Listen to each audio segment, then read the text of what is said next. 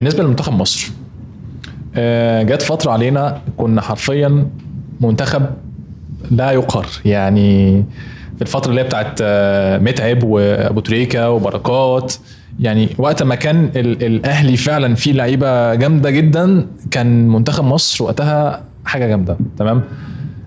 وعلى الرغم من ذلك ما حالفهمش الحظ وتاهلوا لكاس عالم. يعني بعد كده في وجهة نظري ان انا شايف ان مستوى منتخب مصر قل، وعلى الرغم من كده هم اتأهلوا كاس عالم. ففي وجهة نظرك اولا، يعني الوصول لكاس العالم ده مجرد حظ؟ بص، مبدئيا الوصول لكاس العالم هو مش فكره حظ، هي المجموعه اللي احنا وقعنا فيها على النظام الجديد بزياده عدد المنتخبات اللي هتتاهل لكاس العالم. هي جت كده مصادفه معانا. يعني انت لو بصيت على المجموعه من قبل ما نلعب مع اي حد هتقول والله خلاص مصر رقم واحد يعني. فهي مش حظ على قد ما هي بس ظروف المجموعه. المستوى انحدر لكذا سبب. اولهم من وجهه نظر يعني تغيير النمط بتاع شخصيه اللعيبه. يعني اللعيبه في الاجيال اللي بتتكلم عليها 2006 8 10 كان في روح. اللعيبه كانت بتنزل تموت نفسها في الملعب، فعلا كانت بتحترم قيمه تيشرت منتخب مصر فعلا.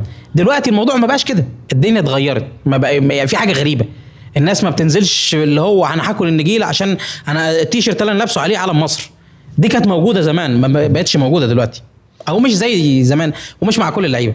الحاجه الثانيه بقى، لما تيجي تبص على دوله زي المغرب وتشوف هم بيشتغلوا ازاي من عمليه تاسيس نشأة شخصيه اللاعب من هو وعنده 15 سنه، وتبص على منتخب المغرب اللي هو عنده 17 سنه، وتبص على منتخب المغرب في 20 سنه اللي بياخد كاس العالم، لسه واخدين كاس العالم للشباب. أيوه. وتبص على منتخب المغرب الاولمبي اللي سكعنا على دماغنا في الاولمبياد.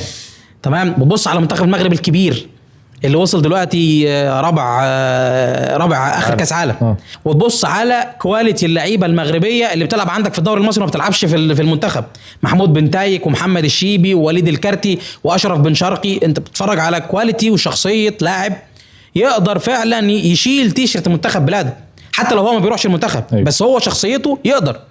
تمام. احنا عندنا اللعيبه هشه، احنا محتاجين نشتغل على اللعيبه من سن صغير في انه شخصيته تبقى قويه ويقدر يموت نفسه في الملعب. طب هو ده بيرجع لاختيار المدرب نفسه. يعني لو هنشوف اللي موجودين في منتخب مصر في الوقت الحالي هو اغلبهم محترفين.